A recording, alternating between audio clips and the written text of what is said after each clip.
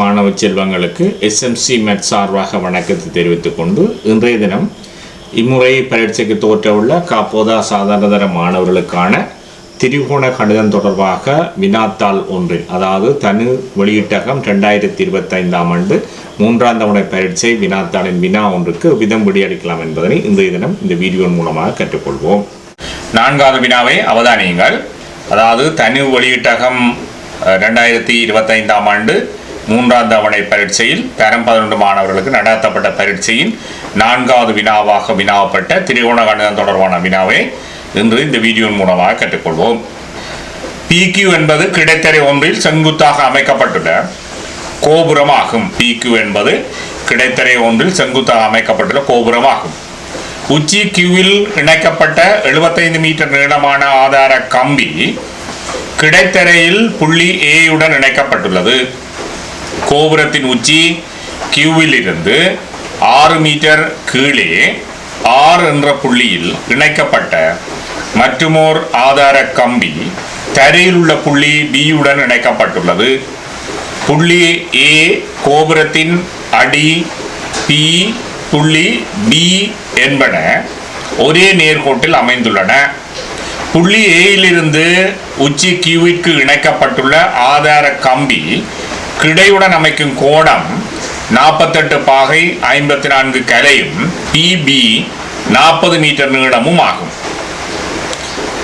முதலாவது வினா, தரப்பட்டுள்ள பரும்படை படத்தை உமது விடைத்தாளில் பிரதி செய்து அதில் தரவுகளை சேர்க்க. 2வது வினா, திரிகோண கணித அட்டவணைகளை பயன்படுத்தி கோபுரத்தின் உயரம் PQவை காண்க. 3வது வினா, புள்ளி Bயில் இருந்து Rக்கு இணைக்கப்பட்டுள்ள ஆதார கம்பி கிடையுடன் அமைக்கும் கோணத்தை கிட்டிய பாகைக்கு காண்க. இந்த 3 வினா தரப்பட்டிருக்கு. ஒரு பரும்படை படம் ஒன்று தரப்பட்டிருக்கு. அந்த பரும்படை படத்தில் APB மூன்றும் கிடைத்தரையில இருக்குது. அதுல P என்ற புள்ளியில நிலைக்குத்தாக PQ என்ற கோபுரம் இருக்குது. அந்த கோபுரத்தின் உச்சி Q என்று சொல்லப்பட்டிருக்கு.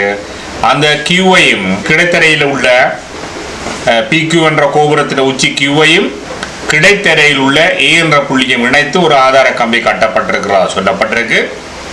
அதன் நீளம் 75 மீட்டராம். அதே போல உச்சி Qவில் இருந்து 6 மீட்டர் கீழே உள்ள புள்ளி Rல இருந்து B என்ற மற்றொரு கிடைத்தரையில் இருக்கிற புள்ளியோட ஆதார கம்பி ஒன்று இணைக்கப்பட்டிருக்கிறா சொல்லப்பட்டிருக்கு. நாங்கள் இதில் அந்த தரப்பட்டுள்ள தரவை குறிப்போம். முதல் என்ன செய்ய போகிறோம், 75 மீட்டர் நீளமான கம்பி என்று சொல்லியிருக்கு, அதை குறிப்போம். அடுத்து Qவில் இருந்து 6 மீட்டர் கீழே R என்ற புள்ளி குறிக்கப்பட்டிருக்கு. அதில் 6 மீட்டர் அதில் காட்டுவோம். அடுத்தது இந்த ஆதார கம்பி, அதாவது AQ என்ற ஆதார கம்பி கிடையோடு அமைக்கிற கோணம் 48 பாகை 54 கலை என்று சொல்லியிருக்கு, அதை உரிய இடத்துல குறிப்போம். அடுத்த மற்ற ஆதார கம்பி, அதாவது RB என்ற ஆதார கம்பி கிடையோடு அமைக்கிற கோணத்தை நான் தீட்டாண்டு குறிக்கிறேன். சரிதானே? அப்போ நாங்கள் படத்தில் தேவையான தரவுகளை குறிச்சிட்டோம். அப்போ அதுக்கான புள்ளி எங்களுக்கு கிடைக்கும். அதாவது முதலாவது வினாவுக்கு 3 புள்ளிகள் வழங்கப்படும். 2வது வினா, திரிகோண கணித அட்டவணையை பயன்படுத்தி கோபுரத்தின் உயரம் PQவை காணட்டாம். அப்போ PQ என்றது பார்த்தீங்கன்றால் இந்த அவதானிக்கிற கோணம் 48 பாகை 54 கலையிலிருந்து அவதானிச்சிங்கன்றால் PQ எதிர்பக்கமாயிருக்கு. இதில் AQ நீளம் தரப்பட்டிருக்கு. AQ செம்பக்கம். ஆகவே இந்த எதிர்பக்கத்தையும் செம்பக்கத்தையும் தொடர்படுத்துகிற திரிகோண கணித வீதம் என்னன்னு பார்த்தீங்கன்னு சொன்னால் அது சைன் விகிதமாக இருக்கு. அப்போ சைன் விகிதம் என்ன சொல்லுதுண்டா, அவதானிக்கிற கோணம் ஒன்றின் எதிர்பக்கத்துக்கும் செம்பக்கத்துக்கும் இடையிலான விகிதம் சைன் விகிதம் சொல்லப்பட்டிருக்கு. ஆகவே சைன் 48 பாகை 54 கலை சமன் என்ன எழுதுவோம், எதிர்பக்கம் PQவின் கீழ் 75 என்று எழுதுவோம். இனி சைன் 48 பாகை 54 கலையை நாங்கள் சைன் அட்டவணைக்குள்ள பார்க்கணும். அதாவது 48 பாகை 50 கலைக்கு பார்த்து இடை வித்தியாச நிரல் 4 கீழே பார்த்தீங்கன்னா அந்த 4 கிளைக்குள்ள இருக்கிற பெருமானத்தையும் கூட்டணும். அப்படி கூட்டினீங்கண்டா பிள்ளைகள் எங்களுக்கு என்ன வர போகுது 0.7536 வருது. அதாவது சைன் அட்டவணையில் 48 பாகை 54 கிளைக்கு 50 கிளைக்கு பார்த்து வித்தியாசங்கள் 4 கிளைக்கு கீழே இருக்கிற பெருமானத்தையும் கூட்டினீங்கன்னா 0.7536 வர போது சமன் PQவின் கீழ் 75. இனி என்ன செய்ய போறோம் என்றால் இந்த PQ நீளம் காணணும் என்றால் 75 என்ன செய்ய போறீங்க 0.7536 பெருக்கணும்.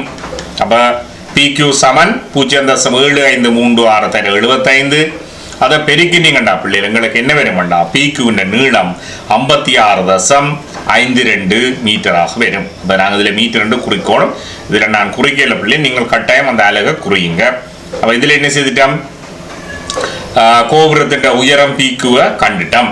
சரியா? அடுத்து என்ன செய்ய கேட்டிருக்கென்றால் அந்த 2வது ஆதார கம்பி RB என்ற கம்பி கிடையோடு அமைக்கிற கோணம் நாங்கள் இதில் தீட்டாண்டு குறிச்சிருக்கிறோம். அந்த தீட்டாண்ட கோணத்தின் பரிமனை காணணும்.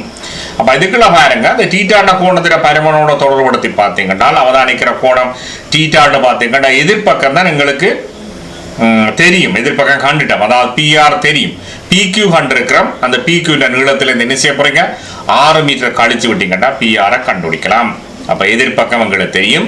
அடுத்தது PB 40 மீட்டர்னு சொல்லப்பட்டிருக்கு. அப்ப அயற்பக்கம் தெரியும். அப்ப தெரிஞ்சா என்ன செய்யலாம் என்றால் எதிர்பக்கத்துக்கு அயற்பக்கத்துக்கும் இடையிலான தொடர்பை சொல்ற விகிதம் என்ன tan விகிதம்.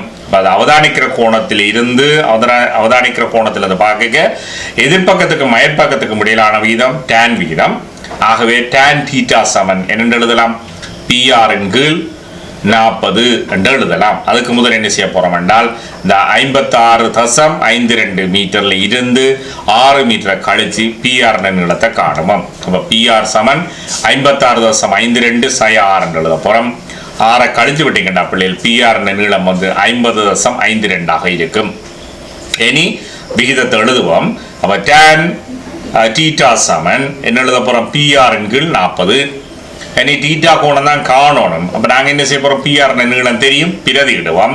அப்ப tan θ சமன் என்ன செய்ய போறோம் 50.52 கீழ் 40.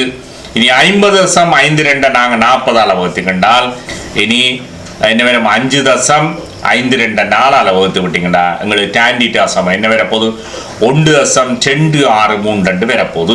tan θ பெருமானம் 1.263 என்றால் இந்த பெருமானத்தை என்ன செய்யணும்டா tan அட்டவணைக்குள்ள தேடணும்.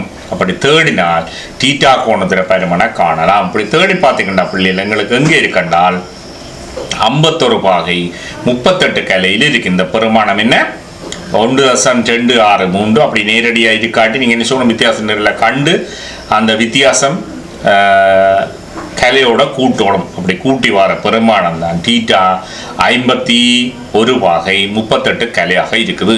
அப்போ 3 வினாக்களுக்கு நாங்கள் முழுமையாக அப்படி அடிச்சிருக்கிறோம். இனி இதுக்கு புள்ளி வழங்குற திட்டத்தை பற்றி பார்ப்போம். பிள்ளைகள் இந்த தரப்பட்டுல வரிப்படத்தில் அதாவது பரிம்படை படத்தில் தரவுகளை நாங்கள் குறிச்சோம்னு சொன்னால் முழுமையாக 3 புள்ளிகள் எங்களுக்கு பெற்றுக்கொள்ளக்கூடிய மாதிரி இருக்கும். அடுத்தது இந்த பொருத்தமான விகிதத்தை எழுதினவனால் அதுக்கு ஒரு புள்ளியும், அடுத்த மடக்க சைன் அட்டவணைகளை பார்த்து அந்த 48 பாகை 54 கிளைக்கு பெருமானம் கண்டிங்கனால் அதுக்கு ஒரு புள்ளி கிடைக்கும். அடுத்தது நாங்கள் அதை பெருக்கி PQ நீளத்தை கண்டிங்கனால் அதுக்கு ஒரு புள்ளியுமாக 3 புள்ளி எங்களுக்கு கிடைக்கும். இப்போ 1வது வினாவுக்கு 3 புள்ளி, 2வது வினாவுக்கு 3 புள்ளி. அடுத்த பார்த்தீங்கன்னா பிள்ளைகள் இந்த PR நீளத்தை காண்றதுக்கு ஒரு புள்ளி கிடைக்கும். tan விகிதத்தை எழுதுறதுக்கு ஒரு புள்ளி. அடுத்தது என்ன செய்ய போறோம் என்றால் அந்த tan விகிதத்தை வகுத்து 1.263 என்ற பெருமானத்தை கண்டிங்கிற ஒரு புள்ளி. அடுத்த tan அட்டவணைக்குள்ள தேடி பார்த்து என்ன செய்ய போறாங்க தீட்டான்ற கோணத்தின் பரிமாணம் அதாவது PBR